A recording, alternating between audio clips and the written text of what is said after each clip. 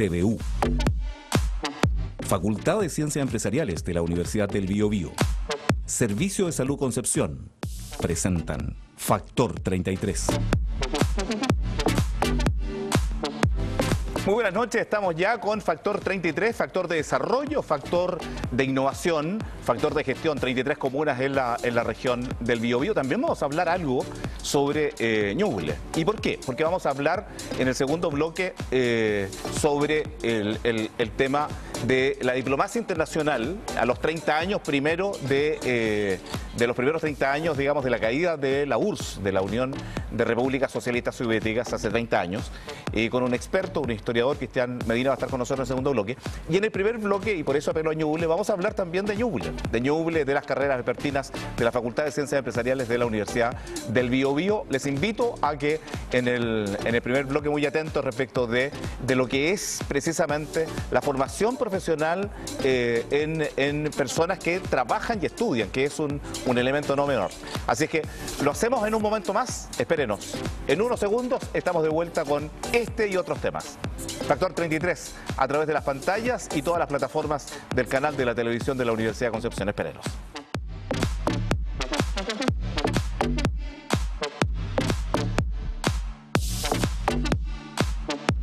Facultad de Ciencias Empresariales de la Universidad del Biobío, creada el 18 de abril de 1989, con el objetivo de cultivar las disciplinas de administración, auditoría, finanzas, computación e informática.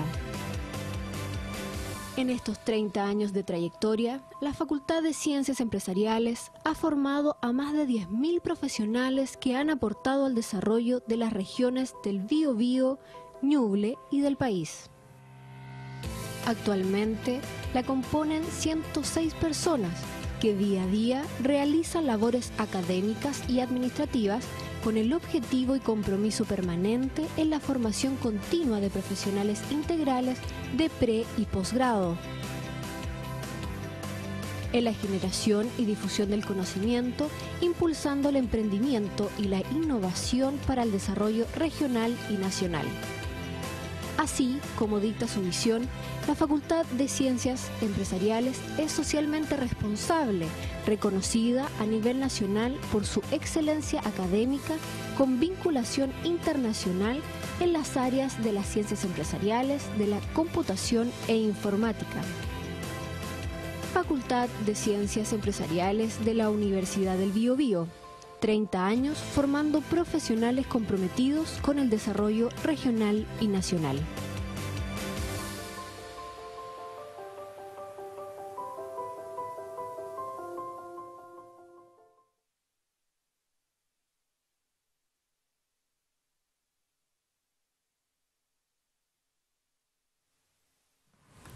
Ya estamos de vuelta con nuestro programa y como tal cual les anticipé, vamos a conversar sobre educación universitaria, pero vespertina, y que es un apoyo, digamos, a la formación para trabajadoras y trabajadores tanto en Ñuble como en la región del Biobío. Y en esta oportunidad vamos a conversar sobre las carreras vespertinas de la Facultad de Ciencias Empresariales de la Universidad del Biobío. Está con nosotros Estela Rodríguez, jefe de la carrera de Contador Público y Auditor. Estela, muchas gracias por aceptar la invitación a conversar con nosotros esta noche. Tienes que abrir el micrófono, Estela. Sí, no me resultaba. Okay. Ya. Buenos días, buenas tardes. Muchas gracias por la invitación y por la oportunidad de poder mostrar o contarles un poco de los programas que ofrece la FACE en el área de contabilidad. Perfectamente, y esta noche también tenemos a Patricio Galdame, director de Ingeniería, de la carrera de Ingeniería y Ejecución en Computación e Informática de la Facultad de Ciencias Empresariales de la UEB. También, Patricio, bienvenido al programa. Sí, buenas noches, José. Muchas gracias por la invitación. Un agrado comentar sobre la carrera de Ingeniería en Computación e Informática que dicta ahí nuestra querida Facultad de Ciencias Empresariales. Sí, y bueno, son 6 carreras en total, las voy a mencionar en un instante, pero quiero partir, digamos, con Estela, porque este proceso educativo es completamente distinto del pregrado también, pero que se ofrece, digamos, en horario diurno, Estela, ¿no? es otra composición, son otros intereses, están de una manera distinta conectados, digamos, con el conocimiento de los nuevos saberes, Estela. Sí, claro que sí. Es un programa que está orientado a personas que trabajan, por lo tanto es otro el foco, a pesar de que el perfil de egreso es el mismo. O sea, el estudiante que egresa de un programa vespertino va a egresar con las mismas competencias, tanto genéricas y específicas, del estudiante que estudia en la modalidad diurna. La modalidad es distinta porque está orientada, como ya decía, a personas que están trabajando, por lo tanto su disponibilidad de tiempo es mucho menor que el estudiante diurno, ¿cierto? Pero responde a las mismas competencias. Sí, bueno, y eso en la carrera de contador público y auditor, pero también quiero preguntarle, digamos, a Patricio cómo lo ve en ingeniería de ejecución en computación informática. También debe ser distinto, los intereses son otros. Aquí no es la familia la que hace el financiamiento, sino que es el propio alumno o alumna que llega, digamos, a la Facultad de Ciencias Empresariales, particularmente a la carrera de ingeniería de ejecución en computación informática, Patricio, ¿no? Sí, sí, está en lo correcto, José. Como lo señalaba Estela, este es un programa que está orientado principalmente para profesionales que están ejerciendo en el área de informática. Particularmente en nuestro perfil de ingreso buscamos técnicos en programación, o en computación, o en informática, o en áreas que estén relacionadas. Y que, por un lado, o sea, a lo mejor no tienen, a lo mejor el técnico relacionado con estas áreas, pero que tengan una experiencia profesional en el área. Eso es algo muy importante, porque como el programa está orientado para profesionales, la malla es mucho más acotada, más reducida, sin perjuicio de que la idea es que se cubra del mismo modo las mismas competencias que se ven en el régimen diurno. Pero, por ejemplo, un aspecto diferenciador es que uno asume que ya el estudiante ingresa como profesional, ya, por ejemplo, posee competencias de programación y por lo tanto uno ya le empieza a dar, a través del programa, competencias, herramientas de mayor nivel técnico. Por ejemplo, ahí aprenden sobre bases de datos, sistemas operativos, temas de red, de seguridad, que se van incluyendo. Entonces se necesita que este profesional ya tenga una experiencia previa en programación. Sí, y lo mismo de pasar, Estela, en la carrera que usted dirige, porque, claro, también hay un conocimiento previo, un conocimiento que tienen los alumnos que desarrollan su trabajo muchas veces, digamos, en la carrera que quieren estudiar. Sí, por supuesto. Bueno, nosotros tenemos dos opciones. Por ejemplo, el que ya tiene el título de contador, que es de enseñanza media, ¿cierto? Sí. Que son los que están ejerciendo hoy día la profesión de contador, tiene la opción de ingresar primero al técnico de nivel superior en contabilidad, que son 5 semestres, 2 años y medio, y ahí con eso obtiene la actualización, obviamente, disciplinar, todo el área tributaria, el área de gestión, para complementar lo que él ya viene haciendo su práctica profesional. Y o bien, si alguien ya tiene un título de técnico de nivel superior y quiere sacar la carrera de contador auditor o el título de contador auditor, puede ingresar al programa de continuidad de estudio con un subtítulo de técnico de nivel superior y sacar el título en 2 semestres y medio más en la carrera de contador público y auditor, o contadora pública y auditora. Claro, y lo mismo debe producirse en ingeniería de ejecución en computación informática, Patricio, en donde, tal cual decía Estela, que ocurre, digamos, como contador público y auditor, también en la carrera que tú diriges se produce o se puede llegar a producir el escalamiento, digamos, en términos de grados académicos. Exacto, digamos, por ejemplo, para comentarte, la misma carrera tiene, por ejemplo, los alumnos salen bien preparados si después desean, por ejemplo, un posgrado, un magíster o realizar un diplomado en diversas áreas, no tan solo en el área de informática, que tenemos ahí un magíster bien exitoso, pero también en otras áreas que están relacionadas más con la gestión, ya, o bien a lo mejor perfilarse por otra de las áreas que nuestra universidad también es bien conocida. Sí, y Estela, ¿cuál es el perfil, qué es lo distinto del perfil que va al pregrado diurno del perfil del alumno que va a también pregrado, como tú bien decías, pero digamos en horario nocturno, digamos, tal vez, digamos, restándole algunas horas a la familia o al entretenimiento o a otra cosa, digamos, y lo dedica, digamos, a formarse, a crecer académicamente, profesionalmente también? el perfil de ingreso es bastante distinto, porque el profesional que ingresa al programa vespertino tiene una motivación diferente, tiene una fuerza de voluntad increíble, porque dejan de lado el poco tiempo que les resta, ¿cierto?, para estar con familia. Después de un largo día de trabajo llegan y vienen a la universidad a formarse, por lo tanto ellos ya tienen una motivación intrínseca que les permite avanzar más rápidamente en el logro de cada uno de los aprendizajes. Lo que nosotros tenemos que hacer como profesores, más que nada orientarlos, apoyarlos en este difícil proceso para ellos, darles todas las posibilidades para que ellos se desarrollen, pero la motivación ya la traen intrínsecamente. Y eso es lo que los diferencia principalmente de los estudiantes diurnos, que ahí tenemos que hacer doble trabajo, o sea, por una parte motivarlos para que entiendan la importancia de lo que están aprendiendo, y por otra parte, ¿cierto?, entregarles las herramientas para que puedan desarrollarse profesionalmente. Sí, Patricio, es cierto que si vamos, digamos, a hacer un estudio respecto a quién egresa primero, ¿es posible encontrar que los alumnos que egresan o se titulan primero son los alumnos que van a clase después de su trabajo en educación vespertina? Si bien no tengo información estadística de la carrera propiamente tal, pero en general, la información pública en general señala que el alumno que está estudiando de manera vespertina es un alumno mucho más maduro, que tiene más claro lo que anda buscando y por lo tanto le trata de sacar más provecho, y por lo tanto también a uno como profesor académico le resulta mucho más enriquecedor el ejercicio, el trabajo que uno hace en aula con los alumnos. Sí, bueno, y lo otro, Estela, es que ellos están preparándose, digamos, para conseguir una mejor empleabilidad, para poder crecer a lo mejor en su propia empresa o mirar, digamos, el vecindario, si es que, digamos, existe alguna posibilidad en otra empresa o una empresa de la competencia donde esté. También se produce eso, ¿no? Sí, por supuesto. Si bien, como dice Patricio, no tenemos los datos porque no se ha hecho claramente el estudio de los resultados que ha significado la empleabilidad para cada uno de nuestros egresados, sí hemos podido constatar con nuestros propios egresados, algunos que nos comentan que gracias a obtener el título, por ejemplo, pudieron optar a un mejor trabajo, pudieron ascender dentro de su misma empresa.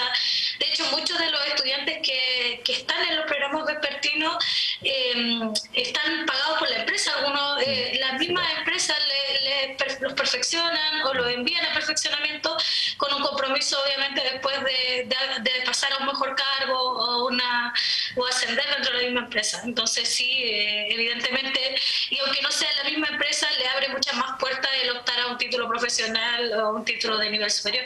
Entonces, el que no se escaló en la misma empresa optó a un mejor trabajo en otra empresa y le dio una nueva oportunidad en el mercado laboral, sin duda.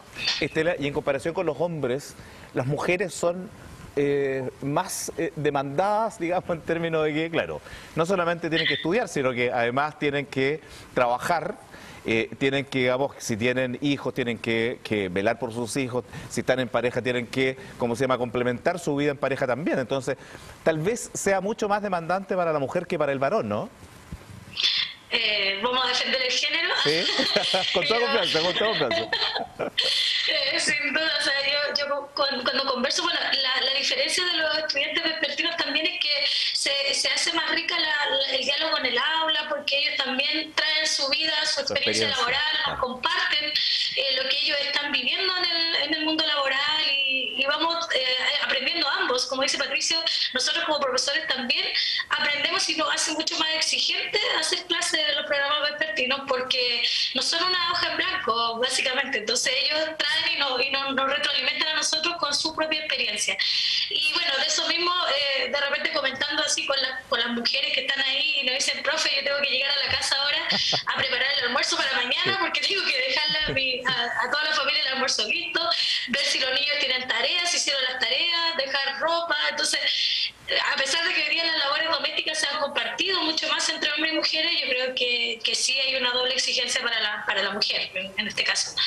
Pero también yo creo que sí, ha sido un premio, el mercado laboral también ha reconocido ese doble esfuerzo, porque yo he podido percibir, al menos en mi cargo hoy día de jefa de carrera, que hay muchos empleos donde me dicen de preferencia, si me van a enviar currículum, de preferencia en género femenino.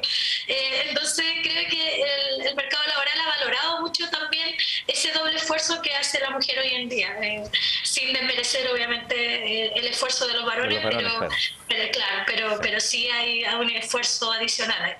¿Está de acuerdo, Patricio, no?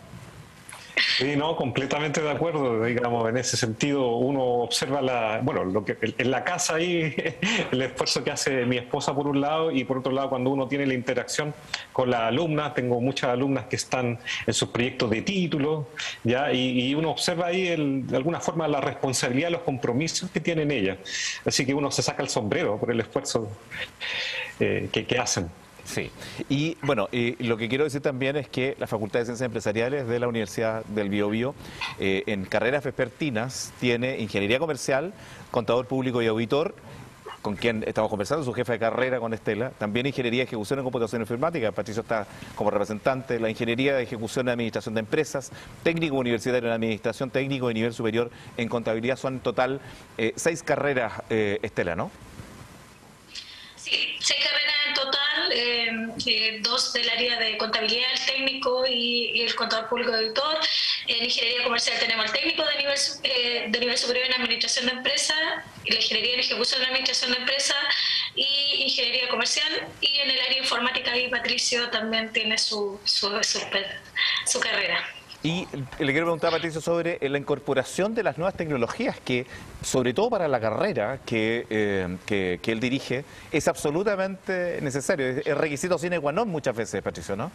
Exacto, hoy en día, por ejemplo, con este tema de la pandemia, yo creo que se realzó temas como seguridad informática, es algo primordial, sí. Y a través de la malla, los electivos, tenemos muchos electivos que son dictados también por profesionales que trabajan no necesariamente por profesores de planta y que en el fondo exponen en sus clases electivas, digamos, la experiencia. Los mismos temas, por ejemplo, como el almacenamiento en la nube hoy en día. Yo creo que esos son como los 2 principales pilares y que en el fondo parte de la malla de la carrera a través de cursos como sistema operativo, redes, de alguna forma sienta las bases, de modo que después cuando el alumno está en los ramos electivos ya ve ya temas ya que son requeridos hoy en día y son parte principal de un currículum hoy en día que buscan las empresas.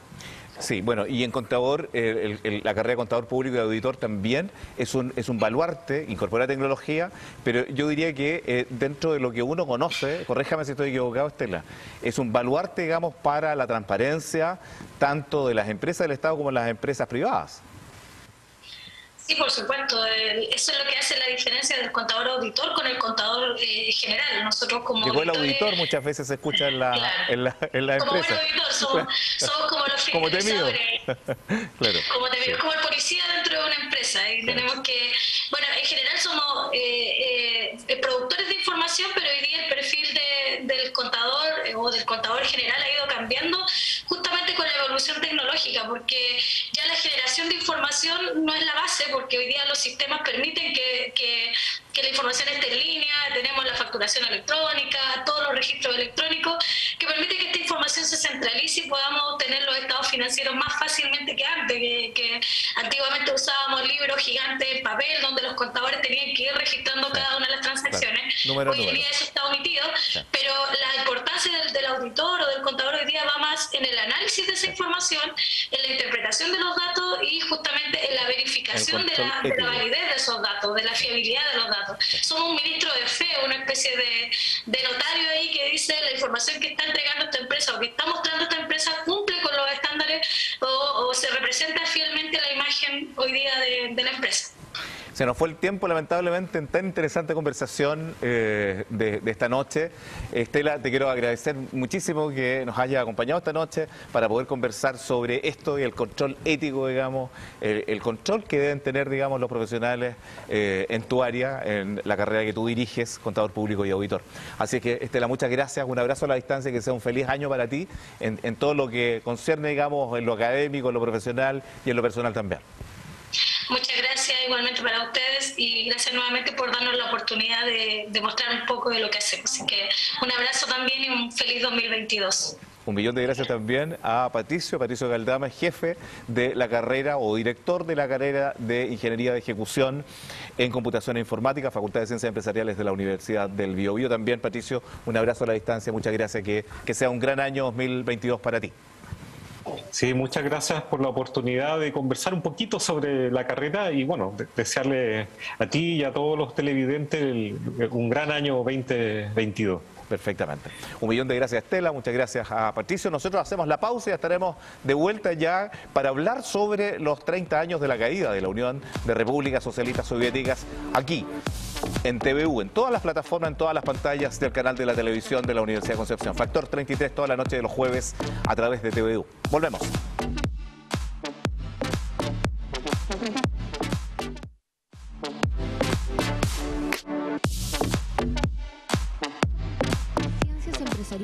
De la Universidad del Biobío, creada el 18 de abril de 1989, con el objetivo de cultivar las disciplinas de administración, auditoría, finanzas, computación e informática.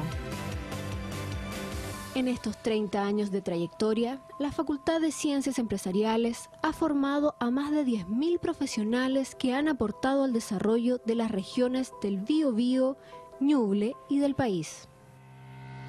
Actualmente la componen 106 personas que día a día realizan labores académicas y administrativas con el objetivo y compromiso permanente en la formación continua de profesionales integrales de pre- y posgrado, en la generación y difusión del conocimiento, impulsando el emprendimiento y la innovación para el desarrollo regional y nacional. Así como dicta su misión, la Facultad de Ciencias Empresariales es socialmente responsable, reconocida a nivel nacional por su excelencia académica con vinculación internacional en las áreas de las ciencias empresariales, de la computación e informática.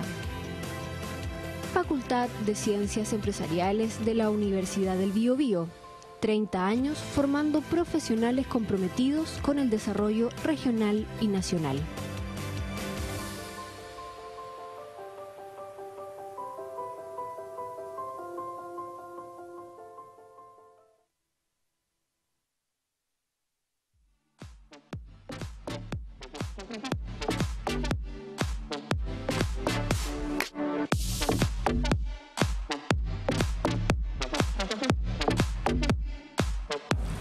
Estamos cumpliendo 30 años, sí, de la caída de la Unión de Repúblicas Socialistas Soviéticas, que gobernó durante 70 años en el mundo. Y estamos a 30 años. Vamos a conversar con Cristian Medina, doctor en Historia, titular, digamos, profesor titular en la Universidad de San Sebastián, también en la Universidad Católica de la Santísima Concepción. Cristian, muchísimas gracias por conversar con nosotros, estar esta noche, digamos, dispuesto a conversar sobre tan interesante tema del cual, primero, usted fue testigo, digamos, de los acontecimientos y, en segundo lugar, investigador respecto del mismo tema. Muchas gracias por la invitación, siempre un placer. Sí, Cristian, quiero preguntarte, a 30 años, ¿cómo está el mundo hoy día después de la caída de la Unión de Repúblicas Socialistas Soviéticas?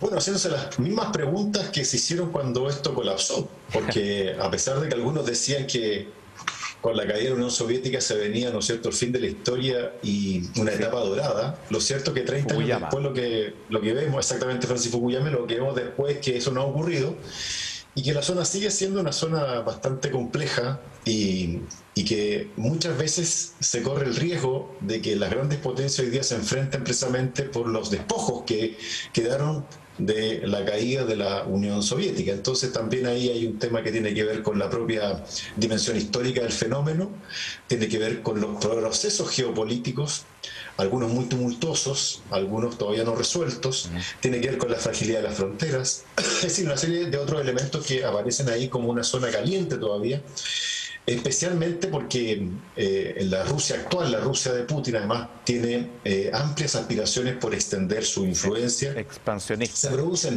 Se producen disputas, por supuesto, y hay guerras permanentemente entre lo que fueron las antiguas repúblicas que le dieron configuración a lo que fue la Unión de Repúblicas Socialistas Soviéticas. ¿Fue una situación de orden externo o interno, que hay una disputa entre Gorbachev y algunos también historiadores internacionales que uno dice, los historiadores dicen no, fue externo, Gorbachev dice fue interno? Entonces quiero preguntarle sobre el particular, Cristian.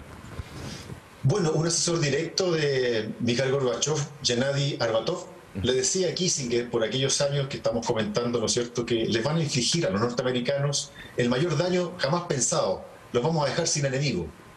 ¿Ah? En esa cosa un poco curiosa, sí. El colapso, digamos, el avanzar hacia el abismo y después el suicidio prácticamente de la Unión Soviética dejó a los Estados Unidos sin un contendor al frente. Y eso ni siquiera los analistas más sesudos del Pentágono, la Casa Blanca o el Servicio de Inteligencia fueron capaces de preverlo. Tiene que ver con la élite soviética también, tiene que ver con los cambios perestroika, glasnost que se estaban dando al interior, pero también tiene que ver con los vientos nuevos que soplaban hacia fines de los años 80. Estamos viendo imágenes ahí. Exactamente, el tema de la globalización, el tema tecnológico, el tema del avance sustantivo del proyecto europeísta, de la economía de mercado, de la Internet. Es decir, hay una serie de situaciones que finalmente hacen comprender a cabalidad que el viejo esquema en el cual se había movido la Unión Soviética por varias décadas, era prácticamente inviable en los tiempos que corrían hacia 1990, sobre todo además porque algunos meses antes habíamos asistido a un hecho bastante más épico, más poético, que era la caída del muro de Berlín, que era prácticamente el símbolo de la Guerra Fría entre Oriente y Occidente. Sí, bueno, y además, ¿cómo se llama? Existían dos elementos, el cansancio probablemente, digamos, de 70 años de la Unión de Repúblicas Socialistas Soviéticas, Cristian, y una figura que desde el punto de vista geopolítico también debiera ser objeto de análisis, como la figura de Juan Pablo II, como el jefe de la Iglesia Católica Mundial. Bueno, el primer Papa Nuevo Romano, claro, de un país sovietizado, comunista, claro, que además, ¿no es cierto?, tiene todo un mensaje que lo lleva finalmente a la santidad, y que había vivido los rigores del régimen comunista y de la ocupación soviética. Sí. Creo que la figura de Juan Pablo II también es un elemento a considerar en cuanto a su liderazgo y en cuanto a las reflexiones que hacía a través de sus cartas pastorales. Sobre todo por la dignidad de la persona humana, sobre todo porque se seguían cometiendo en la Unión Soviética y en los países sovietizados una serie de atentados contra la libertad, contra los derechos humanos, contra la libre circulación de las ideas, contra los medios de comunicación. Y claro, un poco engarzado con lo anterior, estamos asistiendo a un periodo histórico del cual los vientos soplan en otra dirección, no en la dirección que habitualmente se había visto en la Guerra Fría, en los periodos más duros. ¿Podría China reemplazar, digamos, a la URSS, la Unión de Repúblicas Socialistas Soviéticas, dado su poderío? No sé si desde el punto de vista político, pero por lo menos, digamos, el poderío militar, Cristian. ¿Cómo lo ves? No, yo creo que ahí no, porque la cruzada ideológica expansionista agresiva de la Unión Soviética no tiene parangón en la historia de la humanidad. Yeah. Estamos asistiendo a un imperio totalmente ideologizado, que no tiene fronteras y cuyos tentáculos iban desde América Latina, África, pasando por Europa, en fin, cualquier lugar donde hubiese una oportunidad o un cuestionamiento a la democracia liberal, iban a estar ahí los comunistas. En este caso, nuestro país fue un auténtico laboratorio de experimentación. Y China nunca quiso asumir la herencia o tomar el papel de la Unión Soviética, jamás. Además, porque ellos habían tenido una revolución maoísta distinta a la que se había producido en la Unión Soviética. La de Mao es absolutamente una revolución más bien agraria y que trata, en primer lugar, de consolidar el orden interno, que ya es bastante complejo por la cantidad de habitantes que tiene, pero nunca quiso un enfrentamiento directo con los Estados Unidos. Prueba de ello, ¿no es cierto?, es el histórico encuentro entre Richard Nixon y Mao Zedong, que hay imágenes de Richard Nixon paseando, ¿no es cierto?, por la ciudad prohibida.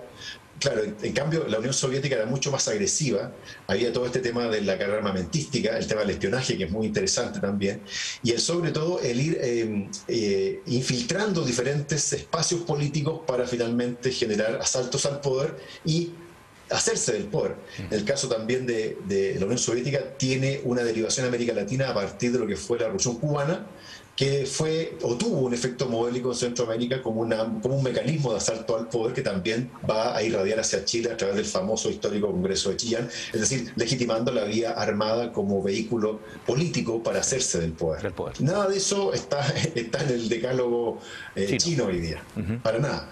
Sí. Para nada. Y lo otro es que, bueno, aquí hay nostalgias, hay indiferencias. Los nostálgicos están echando de menos, digamos, a 30 años, a 3 décadas de la desaparición de la URSS, que son los rusos, pero los habitantes de las repúblicas que fueron satélites, digamos, de los rusos, no de los rusos, sino de la Unión, de los soviéticos en definitiva, no están en esa situación. ¿Cómo entenderlo? ¿Cómo entender, digamos, unos sí, otros no? Bueno, en primer lugar, hay que remontarse muy atrás en la historia de lo que fueron los acuerdos Molotov-Ribbentrop y después los acuerdos de Yalta para saber cómo se estructura geopolíticamente la Unión de Repúblicas Socialistas Soviéticas de cara después a la segunda mitad del siglo XX.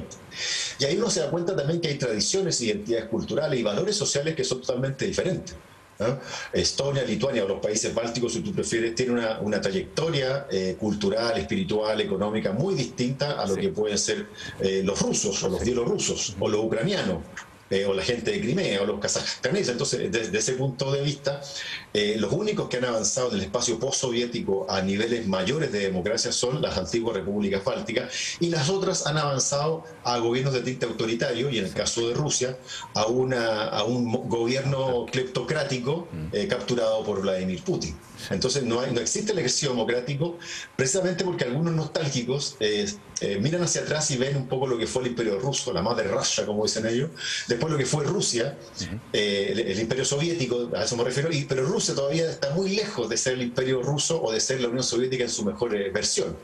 De ahí entonces estas tendidas, digamos, estas escaramuzas que uno normalmente ve de Vladimir Putin con algunas repúblicas que tratan de salirse un poco de la esfera de influencia de Putin, precisamente porque en la medida que se desgrana lo que va quedando del otrora Imperio Soviético, también geopolíticamente se va perdiendo peso específico en el ámbito geopolítico planetario. Bueno, es el caso de Ucrania. Es el caso de Ucrania con el conflicto, digamos, que podría escalar o no. La pregunta que te quiero hacer, Cristian, si pudiera escalar o no, pero es el conflicto al cual tú te referías, digamos, en tus palabras. Sí, yo creo que lo que Putin no quiere es una Ucrania derivándose hacia Occidente. A lo que más le teme Putin no es a la OTAN con Ucrania, sino que lo que más le teme es a la democracia golpeando las puertas del Kremlin, precisamente porque eso vendría a cuestionar el modelo político que él ha tenido durante muchos años. Creo que eso es mucho, desde el punto de vista de la transferencia y la circulación de ideas, el tener un régimen democrático en forma a las puertas del Kremlin, eso generalmente tiene un efecto modélico que Vladimir Putin quiere evitar a toda costa. Sí. Por otro lado, dentro de la población rusa, cuando se les pregunta por Crimea o por Ucrania, ellos sienten que la identidad rusa pasa por no darle la independencia a estos dos lugares.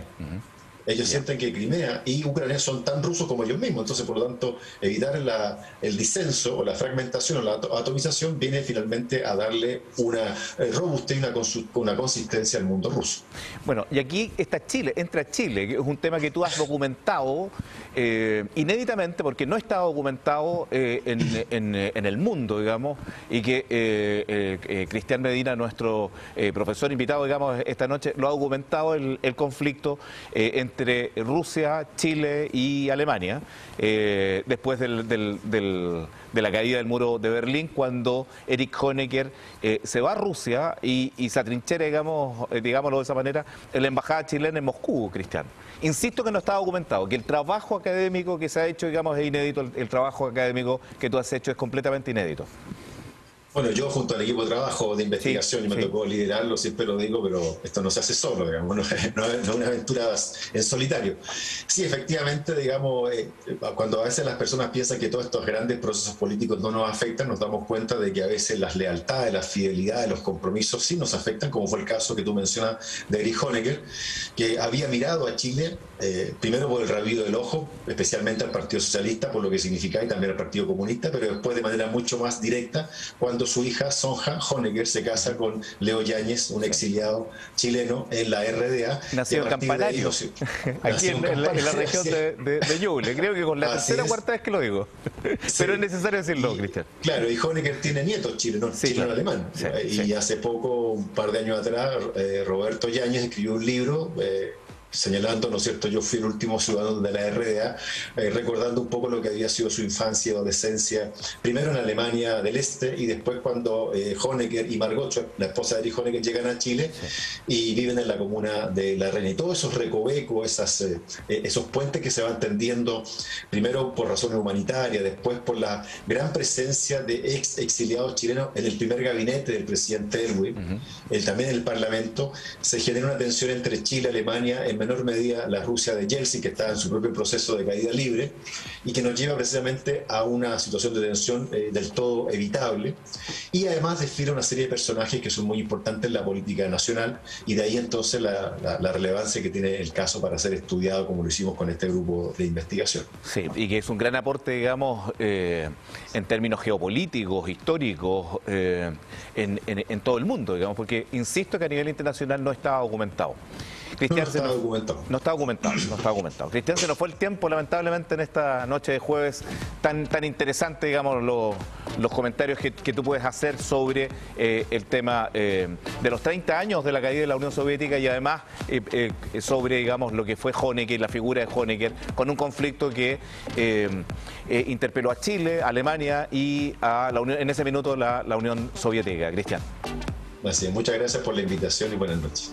Muchísimas gracias, le decimos a Cristian Medina, doctor en Historia, que esta noche ha estado con nosotros ilustrándonos sobre la caída de la URSS y también sobre el caso Honecker. Nos vamos con la esperanza puesta en Dios de días mejores.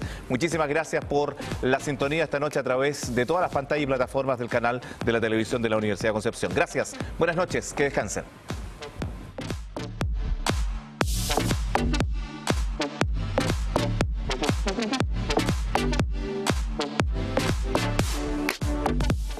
TVU.